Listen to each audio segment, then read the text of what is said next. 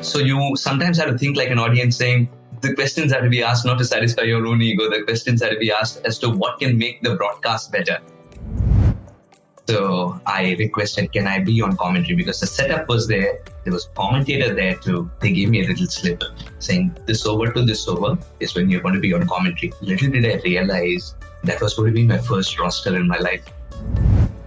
It shouldn't matter whom you're interviewing, because at the end of the day, if you can't do justice to the interview itself, because the people watching it, they do not care how much of a fanboy you are. They care about the content that comes out of that interview, right?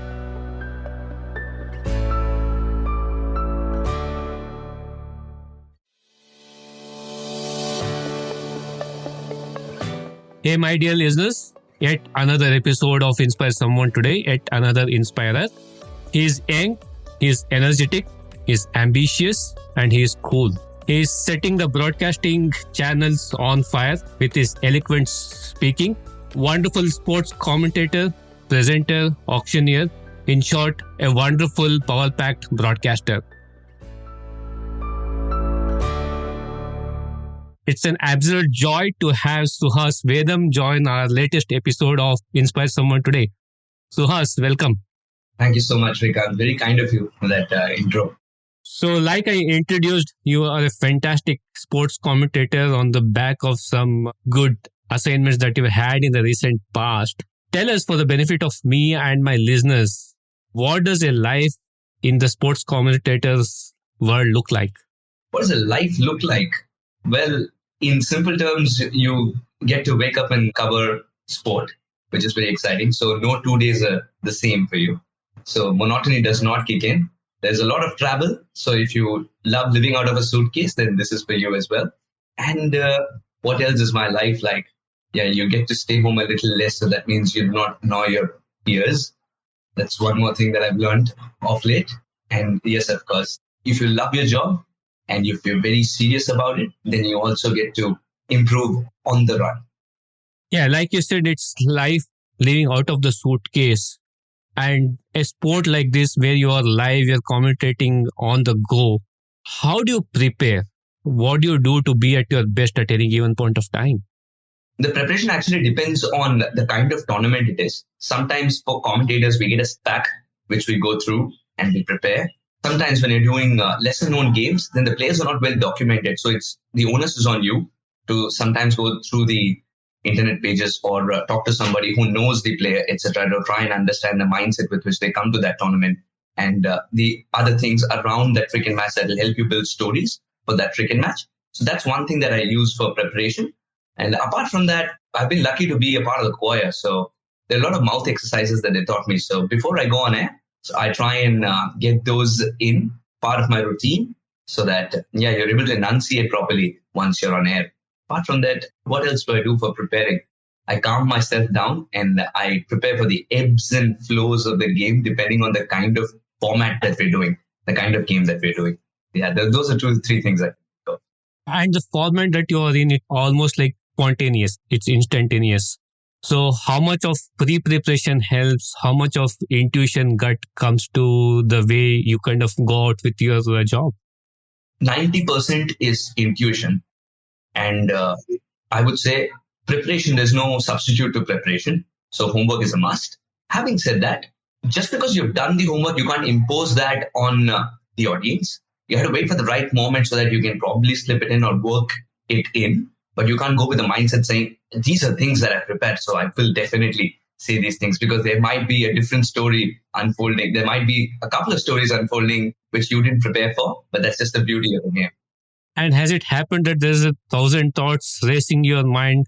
You know that you are going to get in touch, or you would see this cricketer or this sports person and you would want to ask this question.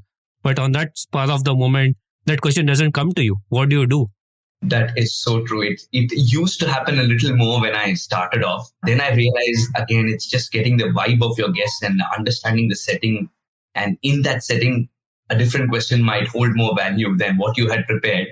And one more thing that I learned from this is that there was a very famous cricketer. I thought I'll ask him these questions and I was ready to ask him those questions. But the setting itself didn't allow me to ask those questions. I had to ask a different set of questions which were more pertaining to that particular day and his performance on that particular day. So you sometimes have to think like an audience, saying the questions have to be asked not to satisfy your own ego. The questions have to be asked as to what can make the broadcast better. So you have to take that call. And as you said, the 1,000 thoughts do come in, but it's about picking and choosing the right one. And we also assisted sometimes, not in terms of questions, but sometimes by the broadcaster, by the director in our ear.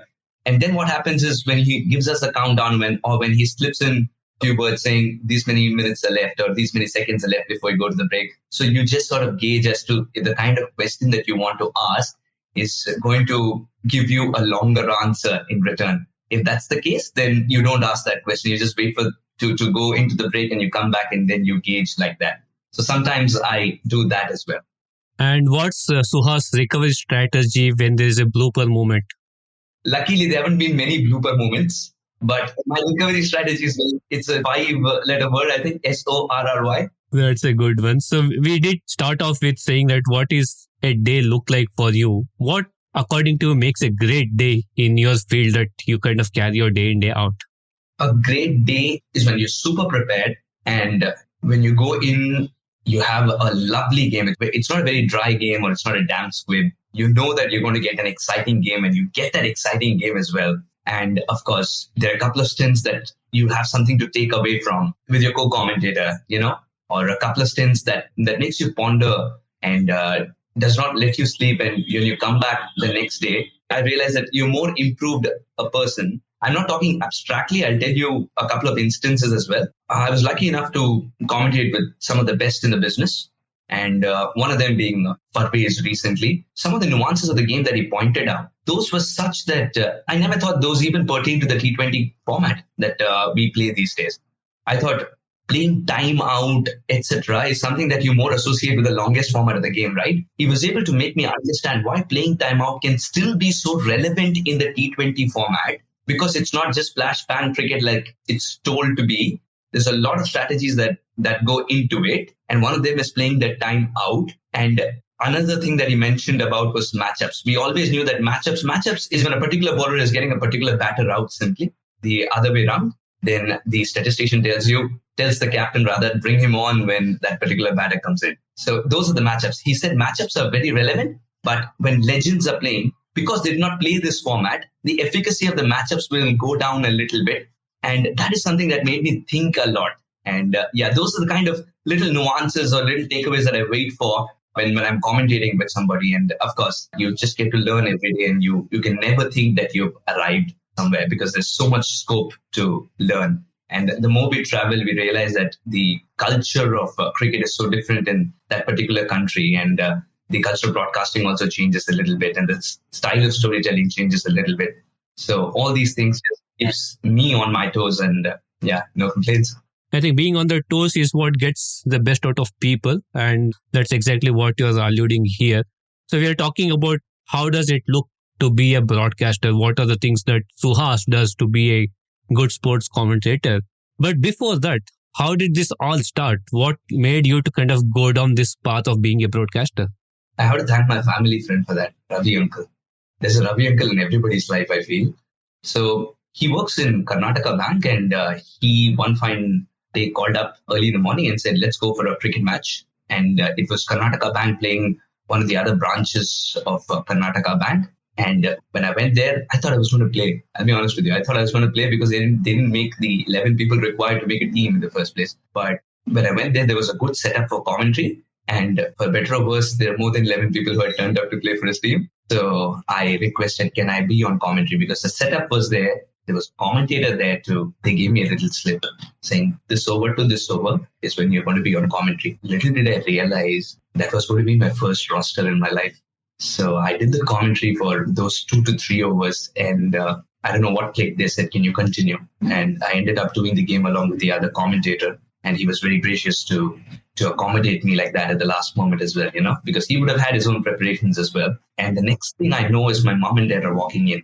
That wasn't a part of the plan. I thought they were going to come and pick me up, but there was still about 6-7 overs to go. Then at the end of the match, my dad came to me and said, I think you can do something with this. You're good at storytelling. That was my first game. I wasn't prepared for my first game, I didn't even know that I was going to be a commentator at the end of the day. But yeah, that's my first game. That's how it all started. So thanks to Ravi, uncle. Thanks to Ravi Uncle, and how a lot of this serendipity moment happen in all of our lives. And having started there, there's no looking back for you. You have just grown from strength to strength. And what has been the challenges of establishing yourself in an area where it is undaunted with former players, right? They are the experts in this field.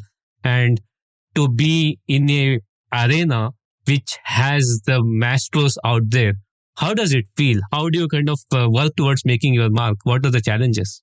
So there are challenges, of course, but I don't look at them as challenges. What I would say is when you go to a commentary box and you realize you're sitting with the wonderful people who played the game at the international level, it's a privilege. And you also understand that since you're speaking the fan's voice, your perspectives are very different from somebody who's played the game.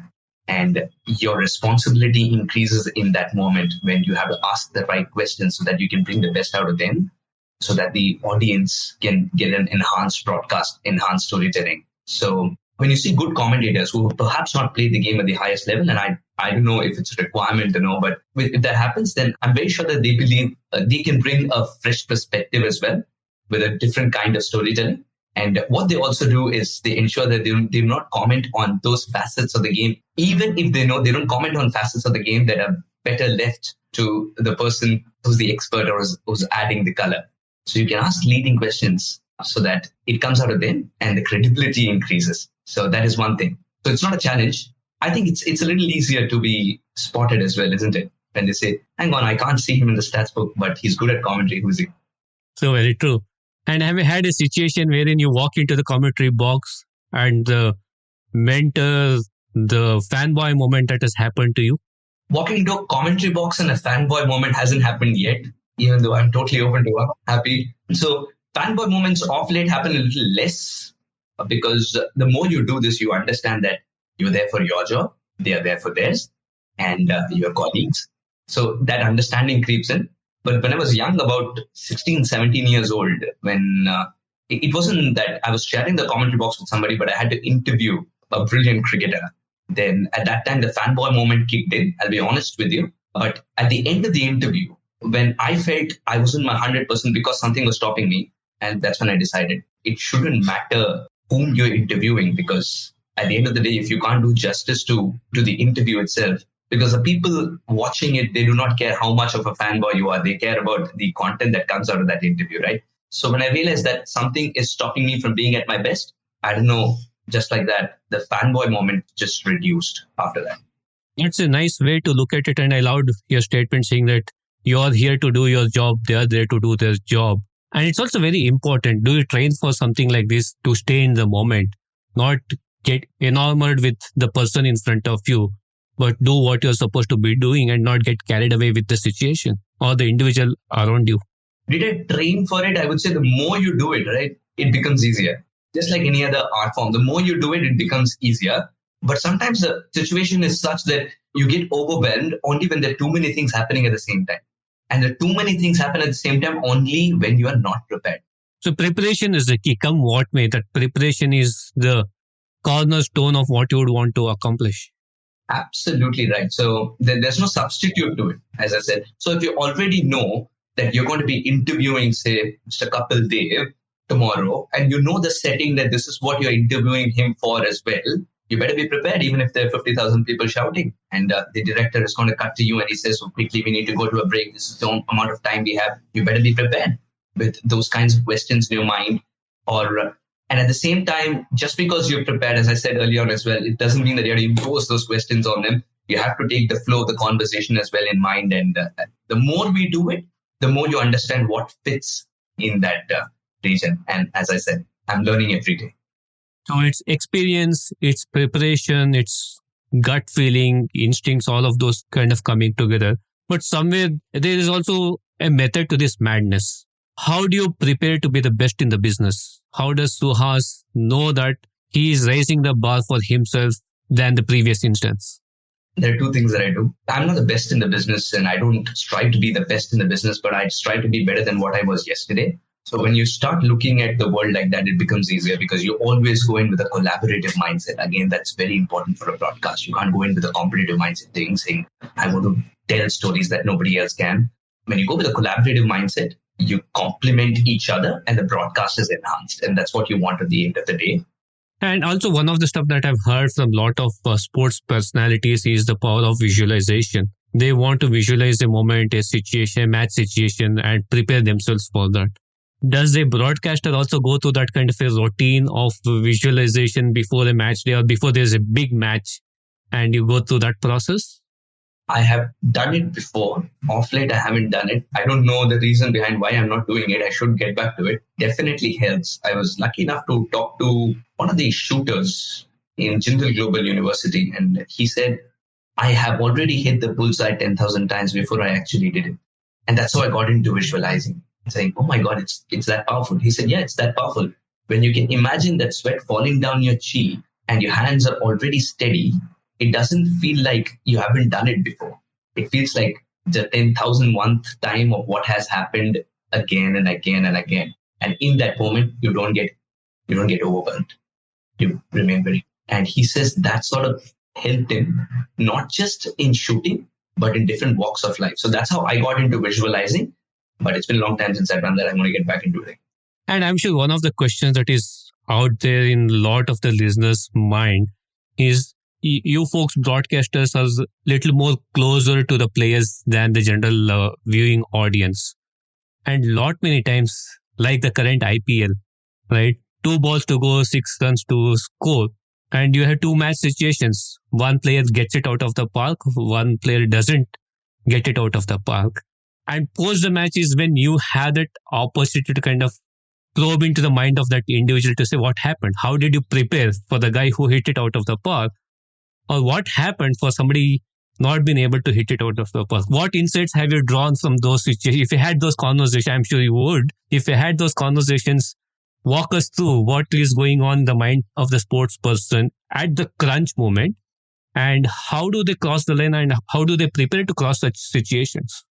It is very surprising for me as I'm a fan first and then a broadcaster. When I'm off the microphone, I'm a fan first of the sport, right? So when I asked these questions to one of the best in the business, and he said, I just keep it simple. I was like, you keep it simple, but those people who paid for the seats, they're not sitting in the seat. They're standing, they're cheering for you because they can't. Everybody's standing up. Even in the commentary box, we're standing up. It's such a close game. And how come you're so calm? And he said, that's because I try and keep it simple. I treat it as 6 runs required of 2 balls, and I only concentrate on the process of it. I do not think about the result aspect of it. 6 runs required of 2 balls, and I'm thinking, if there's already a bouncer ball in that over, he's going to pitch it up to me. This is the field that has been offered to me, so this is what he's going to try and do. And I try and stay one step ahead. And to ensure that he doesn't bowl a perfect yorker, I'm either standing deep inside the crease or standing slightly outside the crease. So these are things that are going on in his mind. And he's saying, if these are things that are going on in your mind, how do you keep it simple?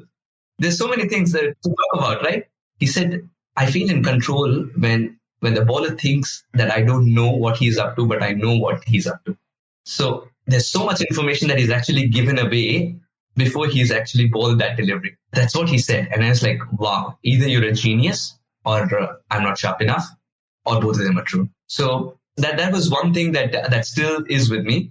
And then I talked to another player who was in a similar situation, won the game, 1 ball, 5 runs to win. This happened in the US. He hasn't scored 1 boundary in the entire 4 games he's played before that. He was an opener. He failed as an opener. He was sent in at number 6 and suddenly finds him in this position. 1 ball, 5 to win. He smashes a 6 and wins the game. And that's the first 6 that he scored in the entire tournament. I asked him this and I said, you were down on confidence, right? I asked off camera because that's when a lot of good emotions come through there as well. And I said, you weren't in your best of forms. And when you're not in a good form, how were you able to hit that for 6? How did you find that confidence? He said, before that game started, that's when the seed was sown that I'm going to emerge a hero today. I said, how? He said, the fact that the captain picked me despite 4 failures just gave me the confidence that I am good enough no matter where you put me in. The law of averages is going to catch up. And this one is going to be in my slot and I'm going to smash that for 6. And that was more than skill, the self-belief that made him hit that six. And with that six, you would believe me, that team, it's San Diego Surf Riders, they were still in the tournament. Otherwise, they would have been out of the tournament. So self-belief, keeping it simple, and as I said, a lot of practice and homework. These are three things that the best in the business rely on. Fantastic. That's exactly what we would wanted to hear. It's not about the game. It's not about the sport.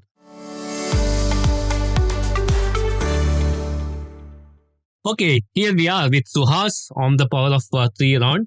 Suhaas, three best interviews that you are ecstatic about.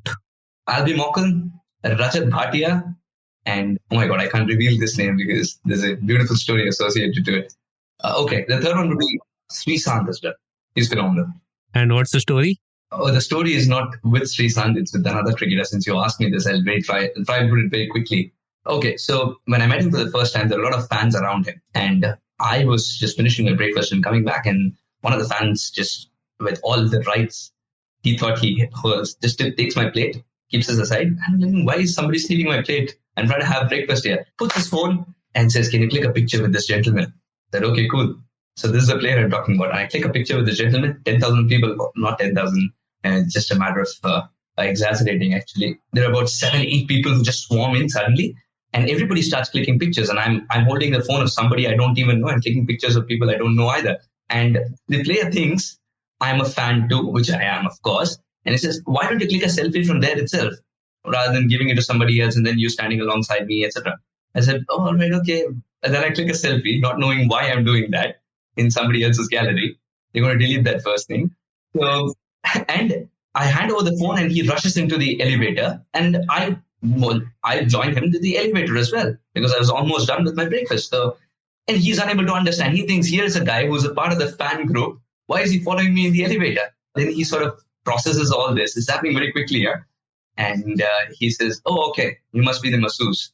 So I have a little stiff shoulder. So I'll come to you at about 11:30 in the morning. Be prepared. I've already put in a request. So before I could say that I am not a masseuse or whatever it is, his floor arrives, he leaves. Next cut to the next shot is he picks up 4 wickets. He's phenomenal, and I'm interviewing him with the post-match presentation. So I could see him a little sheepish, saying probably he's not a masseuse. Even the masseuse, they're wonderful people. So probably he's not a masseuse. He holds a mic in his hand, and this is what he does. And I could see him sense that as I'm asking him more and more questions about his own performance that transpired just few moments ago. So that is something that I'll never forget. And it's an interview that I had to make my guest comfortable on air. Remember, we sometimes make them comfortable before we go on air. I had to make him comfortable on air and not let it come through to the audience as well, that he's feeling a little sheepish or whatever. Oh, sweet. It is. And of late, you have been the face of the Celebrity Cricket League. And any anecdotes hosting Celebrity Cricket League, anything that you would want to share with our listeners? 3 things that you would want to share with our listeners? The humble story that I'm not the face of Celebrity Cricket League. That's probably the brand ambassador, Salman Khan himself. He's phenomenal, by the way. Just loves the sport in and out. Yes, 3 anecdotes. Okay. One is, as silly as it might sound, when you travel to Jodhpur, Jaipur, Thiruvananthapuram, Bangalore, everywhere, I tried out chai with my co-commentators. It just became a thing that you don't even need to tell. As soon as you land, see, the co-commentator tells you this is a good place, and you go there and have that chai specific to that city. I did chai in Thiruvananthapuram. Chhattisgarh has its own style of chai, and Jodhpur chai was amazing. So we just tried out chai, and it became a side story that no matter wherever we travel, we get to taste the local chai cuisine. That's one story. You want 3 stories, right? If you had 3 stories that you would want to share, what stands out for you from a CCL standpoint? From a CCL standpoint, okay, again, slightly longer an answer if you're ready for it. I have covered a lot of cricket, but either I'm doing Hindi, either I'm doing Tamil, or either I'm doing English, right? But with CCL, I know it's very common for all other commentators. They face it every single day. For me, it was something new. I walk into a comm box, especially in Jaipur. I walk into a comm box and in Visakhapatnam. So as soon as I walk in, there's Kannada commentator speaking Kannada, and then you walk a little bit further, you hear a bit of Telugu explaining the same moment, and you walk a little bit further, there's people, they're so passionate about the Hindi commentary and telling the same story in Hindi in their own style. Walk a little further, Tamil comes in. I thought that commentary box at that stage was a reflection of India. where every few kilometers you get a new language, new culture, right? A new style of storytelling as well in this case. So that is something that and I just finished something in English and come up with the commentary box. So just told me that this is what my India is all about. So that's something I'll never forget. Suhas, what are 3 routines that's unique to Suhas? Probably the mouth exercises and Sanskrit shlokas. It's something that sort of helps me loosen up the muscles required for better enunciation as well. I don't know if somebody else does it or no, so I don't know if it's unique, but I do that. And I try and hum a few things for some reason, hum a few tunes, probably to calm myself or before going on air as well. So these are 2 to 3 things that I do and as a part of preparation. And if there's anything else unique, it's up to you to watch the game and tell me that this is refreshing, this is... And if you have a chance to be mentored by anybody, who are those individuals you would like to be mentored by? I would love to pick the brains of Alan Wilkins. So there was this ITPL, International Tennis Premier League. It happened in Delhi once, and I had a chance of being near the broadcaster that he was and trying to understand what you just call the method to madness. And he was so calm. There was a bustle. People were trying to cordon the area off. We're trying to call Roger Federer everything was happening. And he was so calm. And suddenly the tally lamp, that's what we call the red light that's on top of the camera. So as soon as you have to speak into with your camera, the tally lamp will go on. So that's how you know you're on air. The tally lamp goes on and it didn't look like there was a countdown or anything. They're just talking very casual, very calm. And then the tally lamp goes on and he was super prepared for that moment. He was so calm. Very calmly he starts. Very calmly he builds that conversation. And then the way he ended, I am thinking, how do you reach that level? How is he so calm? How is he able to, despite so much bustle, despite so much tension that was all around him at that time, somebody banging into a chair, when they're trying to cordon off that place, a fan slips between the chain that the bodyguards are trying to make. So everything is happening, but he was so calm. So that is something that I want to pick his brains about. And luckily, I tweeted, I'm not on Twitter much. I think I'm going to start that very soon. I tweeted and he sort of remembers that moment.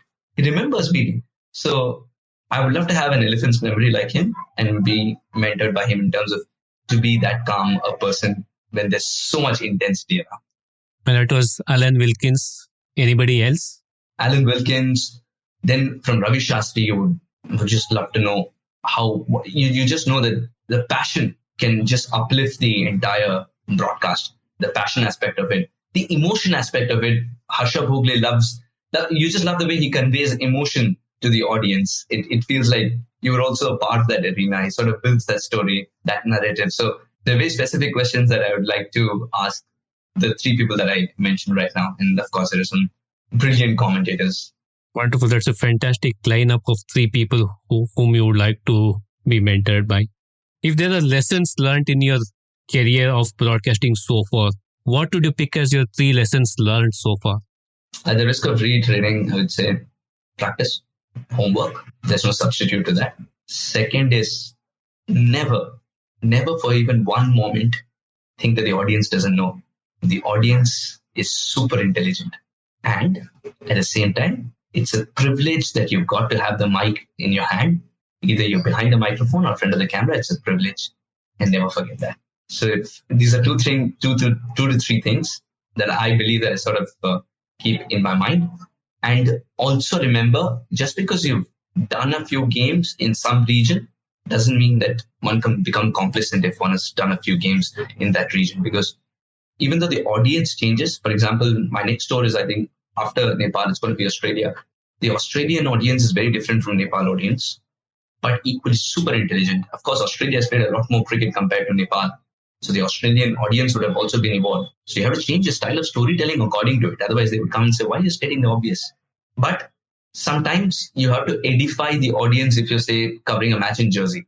You know, for example, on air, we say that's a no ball. It's going to be followed by a free hit. Sometimes you have to say what is a free hit, because they might not be knowing what a free hit is in say, parts of Namibia. You might not need to say that in Australia. Then they even know why on that free hit they are able to change the field. But you might have to say that in, say, parts of Oman if people are watching, or Namibia, as I said. I've never been there, but I'm just giving you an example, etc. So those are a few things that I've learned, that always mirror the expectations of the audience as well, because they are the king. They are the ones watching. Never take them for granted. Yeah. The last of the power of three rounds, Suhas, is what are three things on Suhas' bucket list? I'm not a person who sort of reveals the bucket list, because for some reason, when I was in 4th or 5th standard, I told my friend, this is what I want to do, and it didn't happen. So I sort of became more superstitious about it. I'll reveal one of those three things because I feel I'm working towards it. I want to see the Northern Lights. Srikant, if you've already seen them, then let me know when is a good season, what's a better place. Suhas, like the sport, you have been a great sport in this power of three round. Thank you so much for being a sport.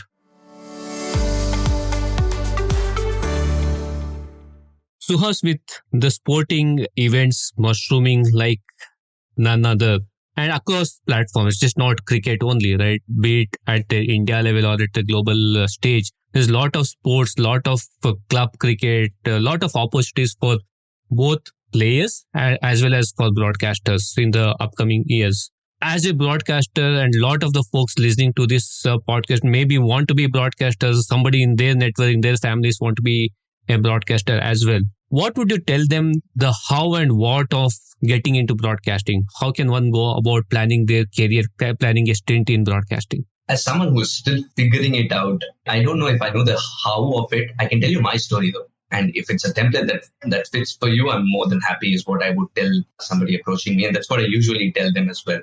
So I started off, as I said, with the opportunity given to me in my little town or my little place. And my second or third opportunity as well came from what I had done in the previous one. And at a very early age, I learned something which I would like to pass on.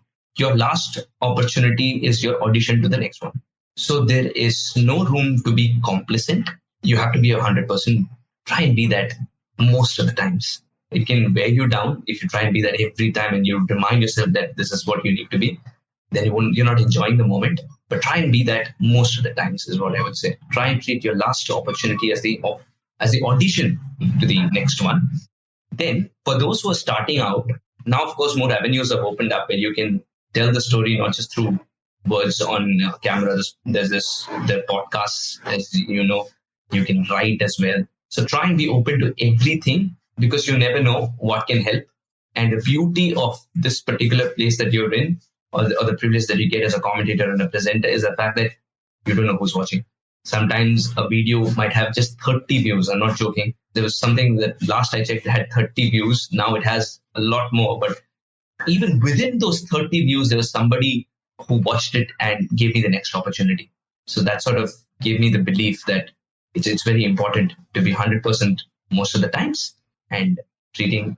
And yeah, one very important thing, as you asked about the bloopers as well, right? Everybody will make mistakes, but own up to the mistakes. As I said, sorry usually helps, because on air, it's a very intelligent audience. And secondly, once you've said that, you will feel lighter as well. You're not carrying that when you go back to your bed. So believe that you've done your 100%. And that's one more thing that I just wanted to put out there, that take your work very seriously. But there are times when you don't have to take yourself seriously. I think that's a wonderful comment out there. And how do one plan towards getting a breakthrough? Does that happen? Like you said, keep doing your stuff. There are people out there who will be watching and you'll get your breakthrough. Or should somebody start working towards getting to that breakthrough point? Again, as I said, there's no fixed path to it. So you have to start somewhere. That's of course there, and build on it. So that is something that I did. And it sort of worked for me, at least till now. And I really hope it does. So that is just my template, my way of doing it. If it works for you as well, it's great. Why don't we give it a try? That's all I would want to tell him all. I think one missing element in your template is find that Ravi uncle as well. Yeah, find a Ravi uncle. True. Find a good Ravi uncle for yourself. Yep. And while this looks cool, you are always seen on TV cameras, you're always seen rubbing shoulders with the who is who in the industry. Is it lucrative? Is it sustainable? And is it worth pursuing a career? Lucrative, yes. Sustainable, yes. Worth pursuing a career, as I said, if you enjoy what you do, of course, yes. Because every day is a new day for you. Again, if it's lucrative, is something that one has to answer for himself or herself, is what I believe. For me, by God's grace, I have the support of my family. And at this stage of my career, or this stage of my life where I am, it's lucrative in the sense I can pursue. It's like that. You're not burdened monetarily or anything of that sort. But again, it depends on more responsibilities. A life gives you more responsibilities, then you have to probably take a call as to if you want to continue to do that, because you have to reach a certain stage after which it becomes very steady, very lucrative. As a freelancer, I'm talking as a freelancer. Has the journey thrown any bouncer at you so far, Suhas? And how have you handled that bouncer? It has thrown a lot of bouncers at me. Luckily, most of the bouncers have been wide, so I didn't even have to duck. Yes, it does throw bouncers at you, but you just take it in the stride because it's just a part and parcel of what you do. If by bouncers you mean challenges as well. So that's about it. And as I said, sometimes you make mistakes, sometimes you sort of pass through that moment, but you always learn something out of it. So it's very important to review yourself after the day, not during the stint. For example, during the stint, if you make a mistake, you just can't be harping on that because that will affect your performance after that, right? So that's why I say take your work very seriously, but don't take yourself seriously. If you made a mistake, you know that it's a genuine mistake. So once you come back on it, tell them you're sorry about it, correct it on air, and then just move on. But when you go back to your bed at night, just think about it and try and analyze why you got to that moment so that you can avoid that path and you can just avoid the mistake for the rest of your life. Fantastic. So, this is masterclass of somebody wanting to plan their career in broadcasting. What do they need to do and whom do they need to look up to? Like you rightly said, everybody have their own templates. Everybody would have their own paths. But if there is a reference point to make, this might be a pretty good reference point to start off with. As I said, I don't know, but if it works out for them, I'll be happier that I was able to inspire somebody. Yep. On that note of inspiring somebody, this show is all about creating ripples of inspiration. Before we sign off, what is Suhaas Vedham's Inspire Someone Today message to all the listeners, Suhas? All the listeners, listen, start somewhere. It's not going to be the greatest of opportunities, but start somewhere. And the beauty of what we do, if you want to be in front of the camera or behind the microphone, is that you don't know who's listening. So just because you did not see the door doesn't mean you haven't even knocked the door. You've actually knocked the door and you don't know it yet. You will know it when somebody slides into your DMs or somebody texts you on LinkedIn saying, you know what, I saw you in that one small match in Santa Clara. This is what I felt after that. Thank you so much. That'll give you just enough motivation to go into the next phase or the next stint, etc. So you will have moments like that. Just believe in yourself and keep going. Trust the process. Believe in yourself, trust the process. Like I say, the journey of 1,000 miles started with that first step. So take that first step. Thank you for listening into today's edition of Inspire Someone Today. It's been a privilege to bring in these conversations. If you like this episode and have any feedback or comments, do mail me at inspiresomeonetodaypodcast@gmail.com. Inspiring someone is like creating ripples around us. If you like what to listen, feel free to share them and let's create ripples of inspiration. Do not forget to follow me on my Instagram handle @InspireSomeoneTodayPodcast for all the latest updates. This is Srikanth, your host, signing off, and until next time, keep inspiring.